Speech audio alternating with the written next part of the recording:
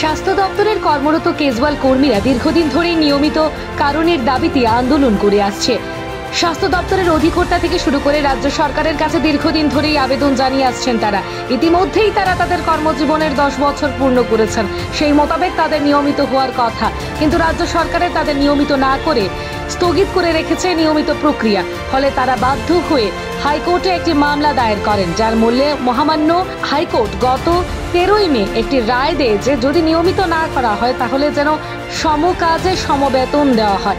সেই ব্যাপারে সোমবার স্বাস্থ্য দপ্তরের অধিকর্তার নিকট রায়ের কপি নিয়ে ডেপুটেশন প্রদান করলেন কেজওয়াল কর্মীরা। আজকে আমরা এখানে এসেছি, আমাদের স্বাস্থ্য দপ্তরের কেজুয়াল কর্মীরা দীর্ঘদিন ধরেই স্বাস্থ্য অধিকর্তা এবং রাজ্য সরকারের নিকট একটা দাবি ছিল যে রেগুলাইজেশন করার জন্য। সেটা আমরা দীর্ঘদিন 20 থেকে 25 বছর, কারোবার 30 বছর স্লিপ ওয়ার্কারে কাজ করে শেষে 2010-এ কেজুয়াল কর্মীতে তাতে স্বীকৃতি দেয় রাজ্য সরকার।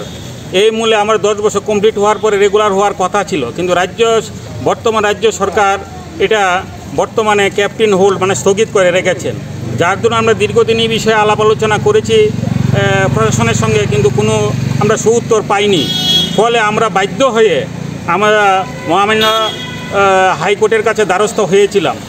তো গত মাসের 13 তারিখ আমাদের মহামান্য হাইকোর্ট থেকে একটা রায় বের হয়েছে যে অনিয়মিত কর্মচারীরা রেগুলার না হোক, অন্তত তাদেরকে সমকাজে সমবেতন দেওয়ার ব্যবস্থা করতে হবে।